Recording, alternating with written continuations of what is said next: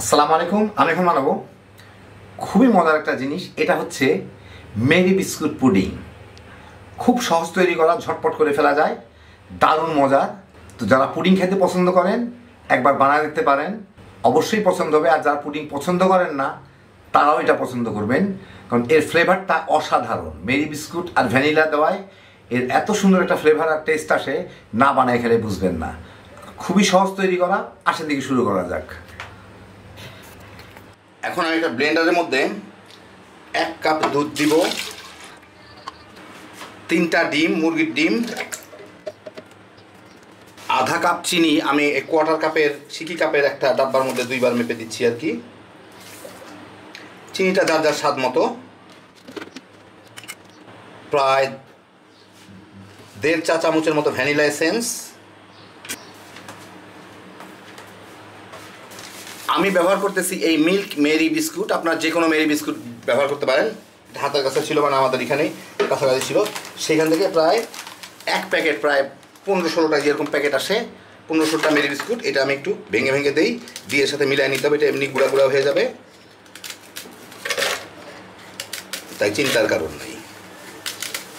এখন এটাকে আমার খুব ফাইনভাবে ব্লেন্ড করে নিতে হবে।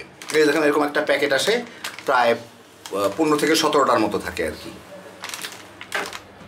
আমি এখানে একটা মোটা ফ্রাই প্যান নিচ্ছি, এর মধ্যে আধা কাপ চিনি দিচ্ছি। আমি এখন চুলাটা জ্বালায় দিই, এটাকে আমি ক্যারামেল করে নিব। তো এই ফ্রাই প্যানটা গরম হইলে আমি চুলার জালটা এখনই কমাই দিলাম, মিডিয়াম কিংবা তার একটু নিচে দিয়ে দিলাম। এটা বেশিক্ষণ গরম থাকবে এবং ধীরে ধীরে চিনিগুলা পুড়ে ক্যারামেল হবে। দেখতেই পাবেন আপনারা, কোনো পানি টানি কিছু দেওয়ার দরকার নাই। চিনিগুলো সেটা আমি সমানভাবে ছড়াই দিছি, যাতে সবগুলা সমানভাবে গরম হইতে পারে।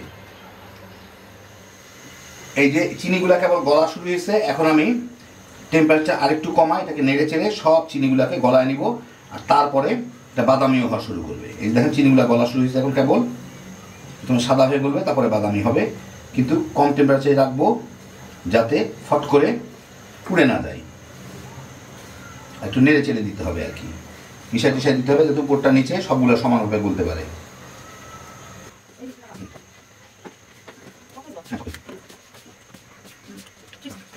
দেখেন এখন ধীরে ধীরে এটা গলেও যাচ্ছে, যখন বাদামিও হয়ে যাচ্ছে। তো আমি নেড়ে চেড়ে পুরাটাকে আমার পছন্দ মতো বাদামি কালার করে নিব। আগুনটা কিন্তু মিডিয়ামের থেকে একটু নিচেই আছে, খুব দ্রুত করার আমার অত তাড়াহুড়া নাই।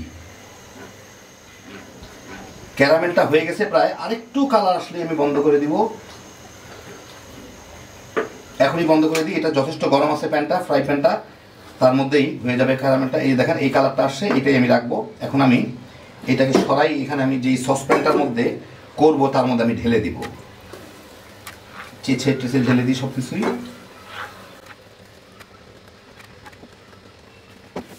জিনিসটা গরম হওয়ার কথা, যাই হোক। এখন আমি এইটাকে এইভাবে দেখেন, এইভাবে করে করে চতুর্দিকে আমি লাগায়ও নেব।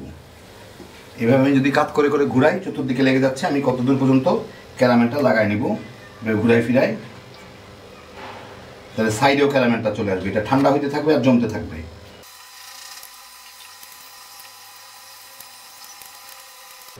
বাস লাগাই নিলাম ওইদিকে। এখন এইটুকু মাঝখানের দিকে থাক।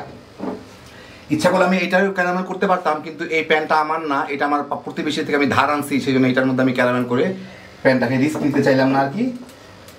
ওই জন্য আমারটাই করে এটার মধ্যে ঢাললাম। ক্যারামেলটা ঠান্ডা হয়ে গেছে, বেশ সুন্দরভাবে সেট হয়ে গেছে, চতুর্দিকেই সেট হয়ে গেছে। চতুর্দিক মানে এটা চতুর্দিক না, গোল দিকে সবগুলোই সেট হয়ে গেছে।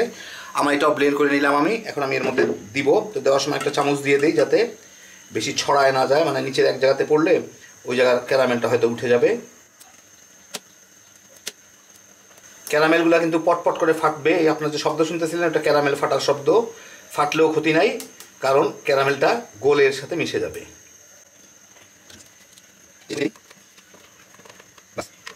উপরে ফেনা টানা থাকলেও ক্ষতি নাই, এটা আলটিমেটলি নিচের দিকে চলে যাবে। এখন আমি এটাকে পানির ভাপে দিব। আমি এখানে একটা বড় সসপ্যানে পানি গরম রাখছি, তার মধ্যে একটা স্ট্যান্ড দিচ্ছি, যে দেখেন স্ট্যান্ডটা দেওয়া। এখন পানিটা ফুটতেছিল, ভালো হচ্ছে। এর মধ্যে আমি এটা বসায় দিব। পানিটা আমি সমান সমান স্ট্যান্ডের, খুব বেশি উপরে নাই, তার পানির ভাপে এটা হবে, চিন্তার কারণ নাই। এখন এর উপরে আমি একটা ঢাকনা দিব, আমার ঢাকনা নাই সেই জন্য এরকম একটা ঢাকনার মাঝখানে ফুটার এইটা খুলে নিলাম আমি, গ্লাসের ঢাকনা, ওইটা দিয়ে ঢেকে দিব এইটাকে। তার উপরে আমি এটার অরিজিনাল ঢাকনাটা দিয়ে দেব, দিয়ে এখন এটাকে আমি প্রায় 20-25 মিনিট ভাপ দিয়ে নিব যাতে জমে যায় পুডিংটা।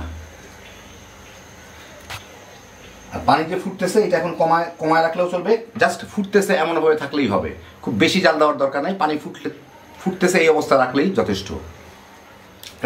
আধা ঘন্টা পরে আমি জালটা বন্ধ করে দিব, জমে গেছে পুরাটাই, দেখেন ক্যারামেলগুলো বাইরে উপরে চলে আসে। এখন আমি এটাকে এর থেকে বের করে নিয়ে ঠান্ডা করে তারপরে আমি আপনাদের দেখাচ্ছি। ঠান্ডা করে এটা খুলতে সুবিধা হবে, আর কিছু ঢুকায় দেখার দরকার নাই, কোনো কাঠি বাটি কিছু, কারণ এমনি দেখেই বুঝা যাচ্ছে যে এটা হয়ে গেছে। গরম অবস্থা একটু হালকা নরম থাকে, একটু পরেই ঠান্ডা হলে এটা একদম পুরাপুরি শক্ত হয়ে যাবে, আর সাইড থেকে খুলে আসবে, কিছুটা সিং করবে আর কি, ছোট হয়ে যাবে। তো এই হয়ে গেল পুডিংটা, ক্যারামেলগুলো দেখেন সাইড থেকে বের হয়ে আসতেছে। এখন ঠান্ডা হয়ে গেছে, এখন এটাকে একটু ঝাঁকায় নিতে হবে যাতে তল থেকে খুলে যায়, সাইড থেকে তো খুলে গেছে, সিং করে খুলে যায়, একটু ঝাঁকা নিলে যখন উপরটা নড়বে তাহলে বুঝে তল থেকে খুলে যাবে।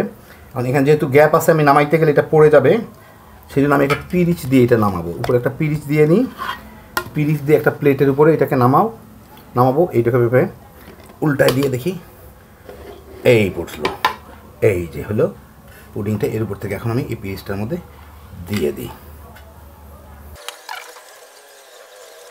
এর মধ্যে প্রচুর পরিমাণ ক্যারামেল লেগে আছে, এগুলাকেও একটু যতদূর পারি উপরে দিয়ে দিই, দেখতে ভালো লাগে, উপরে না সাইড টাইড দিয়ে দিই, দেখতে সুন্দর লাগে।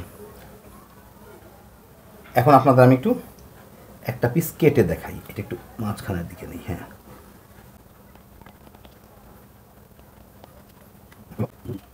এখন এটাকে একটু পিরিচের উপর উঠায় দেখাই, একটু ভেঙে গেল বিস্কুটের পুডিং। খুবই সহজে তৈরি, হ্যাপি মজার একটা জিনিস। যারা পুডিং পছন্দ করেন একবার বানায় দেখেন, হ্যাপি জোশের আইটেম, খালি বানাইবেন আর তামা করে খায় ফেলাইতে পারবেন খুব সহজে। আল্লাহ আপনাদের সবাইকে ভালো রাখুন, সুস্থ রাখুন, নিরাপদে রাখুন। ইনশাআল্লাহ বেঁচে থাকলে আবার দেখা হবে। আল্লাহ হাফেজ।